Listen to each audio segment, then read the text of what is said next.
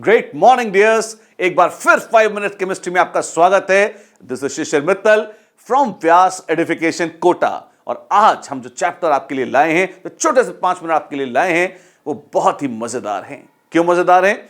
आज हम बात करेंगे कॉपर के एक्सट्रैक्शन की। जी हां, हम मेटलर्जी की बात कर रहे हैं। यस, और मेटलर्जी में बच्चों को एक जो बड़ा मजेदार फीचर होता है वो ये, बच्चों को मेटलर्जी आसान लगती है, अच्छी लगती है, पर उनके क्वेश्चन गलत हो जाते हैं एग्जाम्स में। क्यों? वो रिएक्शंस भूल जाते हैं, कंफ्यूज हो जाते हैं, क्योंकि वो रट के जाते हैं और जब एग्जाम में उगलने की बारी आती है तो सब कुछ कंफ्यूज हो जाता है, इधर की चीजें उधर मिल जाती हैं।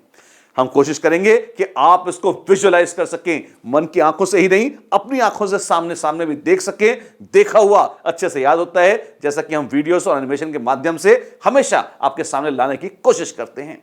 तो आइए बात करते हैं second half of metallurgy of copper की। सेकेंड हाफ क्यों? फर्स्ट हाफ कहां गया? फर्स्ट हाफ में ड्रेसिंग ऑफ ओर है, वो मजेदार है, पर अगेन हम 5 मिनट के लिए बात कर रहे हैं, आधे घंटे के लिए नहीं। तो इसलिए जो सबसे क्रूशियल पोर्शन, जहां से रिएक्शंस आते हैं और जहां से एग्जाम में क्वेश्चंस भी ज्यादा आते हैं, आइए हम उसकी बात करते हैं। कॉपर निकलता किससे है? कॉपर निकलता है कॉपर पायराइड्स CuFeS2 से। टिपिकली जो कॉपर पायराइड्स का फॉर्मूला होता है वो ये नाम है, कॉपर पायराइड्स। तो पहली चीज जो आपको याद रखनी है, copper is extracted from copper pyrites CuFeS2। और पहला स्टेप क्या होता है? ऑफ कोर्स खुदाई होती है, धुलाई वुलाई होती है, तोड़ते ताड़ते हैं, बढ़िया क्रश करते हैं, और ड्रेसिंग ऑफ ओर जो होती है, अगेन वो पोर्शन जिसकी हम बात नहीं कर रहे, पहले वो किया जाता है।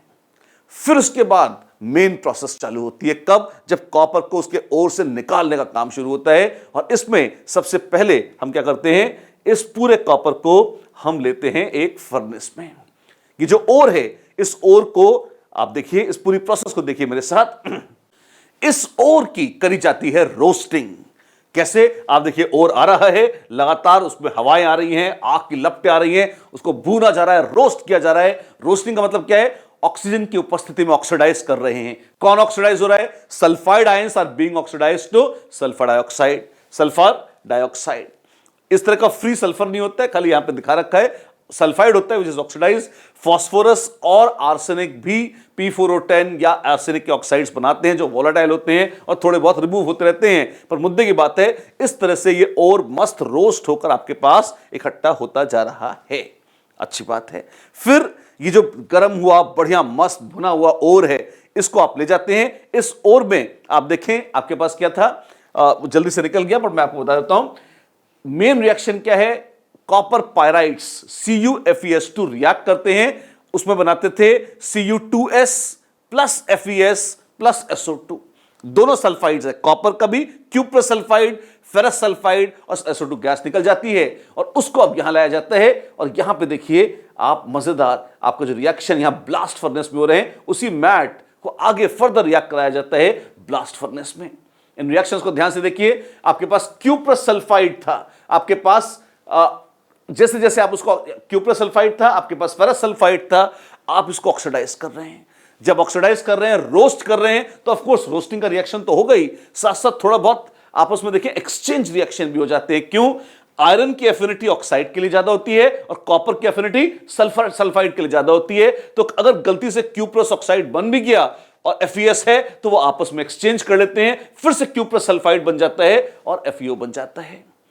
FeO मिट्टी के साथ, सिलिका के साथ मिक्स होके बना देता है फेरस सिलिकेट, जो मजे से पिघल भी जाता है, स्लैग के रूप में इकट्ठा हो जाता है और कचरे के रूप में उसको हटा लिया जाता है।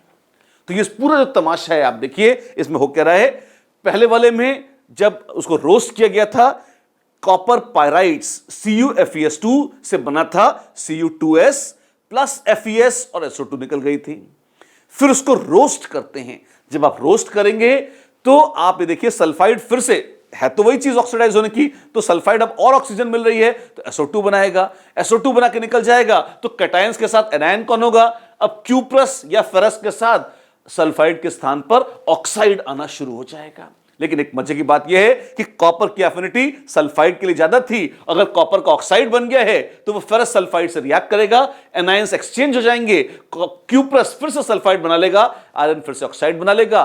और आयरन के ऑक्साइड को निकालने का, हटाने का भी एक धंधा चल रहा है। वो सिलिका से रिएक्ट करके फेरस सिलिकेट बनाकर एक ऐसा स्लैग बना लेता है जो ऊपर तैरता रहता है और उसे अलग से हटाया भी जा सकता है, क्योंकि ऊपर तैरता रहता है, वो मिक्स होकर अलग से निकल जाएगा। अब देखिए यहां पे हमारे साथ, अब एक बार जब वो स्लैग निकल गया, टेढ़ा करके आपने स्लैग को हटा दिया, या आपके पास मैट, MATTE मैट करके बोलते हैं, जिसमें अब थोड़ा बेहतर हालत में मोल्टन ये ओर, सेमी प्रोसेस्ड ओर है, ये जो है इसको ले जाते हैं अब एक बेसिमर्स कन्वर्टर में।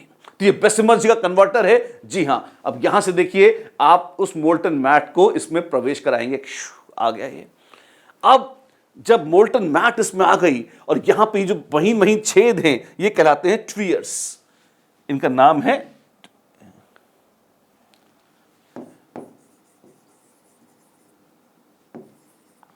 ट्वियर्स। टायर जैसी स्पेलिंग है लेकिन ट्वियर बोलते हैं। अब इसमें क्या है, ट्वियर्स का क्या रोल है, यहां से लगातार सैंड और एयर मिलाकर ब्लो करी जाती है। सैंड और एयर का मिक्सचर ब्लो किया जा रहा है। सैंड क्या करती है, फेरस ऑक्साइड जो है उससे रिएक्ट करके फेरस सिलिकेट फिर बनाती है। ऑक्साइड और रिएक्ट करता रहता है, ऑक्सीजन और रिएक्ट करती है सल्फाइड से, और थोड़ा बहुत कॉपर जो अब Cu2S था वो फर्दर ऑक्सीडाइज होता है, Cu2O बनाता है। कई बार ये रिएक्शन पूछे जाते हैं एग्जाम में कि बेसिमर्स कन्वर्टर में कौन से रिएक्शन हो रहे हैं बताइए, वगैरह वगैरह। कैसे बताएंगे, क्या लिखेंगे, मैं आपको लिख के बताता हूं, आप देखिए मेरे साथ। कॉपर यहां पर सल्फाइड के रूप में है, जी हां। तो आप ऑक्सीजन से ऑक्सीडेशन का रिएक्शन लिखिए, Cu2O बन सकता है, SO2 निकल सकती है, ठीक है। और कुछ हो सकता है, आप जितने परम्यूटेशन कॉम्बिनेशन सोच सकते हैं सब लिख लीजिए। इसी का एक दूसरा रिएक्शन भी हो सकता है, कौन सा, CuO। इसका रिएक्शन हो सकता था CuO प्लस CuS, अच्छी बात है। कुछ लोग तो CuS प्लस 2O2 से CuSO4 तक बनवा देते हैं। मैंने बैलेंस नहीं किया इक्वेशंस को, बैलेंसिंग रखने की आवश्यकता भी नहीं, आप जब चाहें कर सकते हैं, नॉट अ बिग डील। तो क्यूप्रस सल्फाइड जब ऑक्सीडाइज हो रहा है, cuprous oxide, cupric oxide, sulphur dioxide, थोड़ा बहुत सूक्ष्म मात्रा में, बहुत जरा सा होता है, थोड़ा बहुत कॉपर सल्फेट, ये सब बना सकता है। FeS लगभग खत्म ही हो गया था। FeO को निपटाने के लिए फिर से सिलिका डाली जा रही है, जो कि स्लैग फेरस सिलिकेट का बना के लगातार हट रही है। एक मजे की बात और, अब ये जो ऑक्साइड्स हैं, इन ऑक्साइड्स का सल्फाइड के साथ एक बड़ा भीषण रिएक्शन होता है। जी हां, जो रिएक्शन होता है वो कहलाता है सेल्फ रिडक्शन। अच्छा, सेल्फ रिडक्शन मतलब, सेल्फ रिडक्शन का मतलब हुआ कि CuS plus CuO, Cu2S plus CuO, ये सब रिएक्ट करेंगे, सल्फाइड और ऑक्सीजन ये तो मिलकर बना देंगे कॉपर, और साथ में SO2 उड़ जाएगी। अच्छा, Cu2S प्लस CuO, ये भी कॉपर प्लस SO2, इन सब में प्रोडक्ट एक ही है, कॉपर प्लस SO2। अब यहां देख लीजिए, कॉपर के +1 और +2 दो सल्फाइड दिखे, +2 का ऑक्साइड। ऐसे ही आप CuS plus Cu2O, Cu2S plus Cu2O, क्या क्या कर रहे हो, ये चार रिएक्शन कहां से लिखे, एक कॉपर +1 है, एक कॉपर +2, एक के साथ ऑक्साइड बनाया, एक के साथ सल्फाइड, सारे परम्यूटेशन कॉम्बिनेशन मिला दिए सल्फाइड ऑक्साइड के, और हर में प्रोडक्ट वही है, कौन, मेटलिक कॉपर बन रहा है और SO2 बन रही है। और कहीं गलती से कॉपर सल्फेट बन गया था तो उसको साथ भी CuS को ले लीजिए और आपको मिल जाएगा अगेन कॉपर प्लस SO2। ये 5 मेजर रिएक्शन है, इनमें से सारे रिएक्शन हो रहे होते हैं किसमें, ड्यूरिंग बेसिमराइजेशन ऑफ कॉपर। कुछ भी रटने वाली चीज नहीं है, बहुत मजे से समझ में आ जाता है, इजीली, कॉमन सेंस है, आप देख लीजिए, हो जाता है बस। और यही कई एग्जाम्स में आए हैं, बेसिमराइजेशन ऑफ कॉपर के रिएक्शंस बताइए। आज हमने आपके साथ ही देखे सुबह सुबह, आप इसको देख भी लें, समझ भी लें, दिमाग में सेट कर लें, लगातार काम आ रहा है। और कौन सी बहुत बड़े आश्चर्य की बात होगी कि अभी जो जेईई या नीट का एग्जाम होने वाला है, कोई बड़ी बात नहीं होगी कि उसमें भी ये रिएक्शन आ जाए। मस्तिष्क में सावधानी से धारण कर लीजिए और बने रहिए 5 मिनट केमिस्ट्री में शिशिर मित्तल के साथ। आज का दिन शुभ हो, मंगलमय हो, केमिस्ट्रीमय हो। Enjoy, have fun.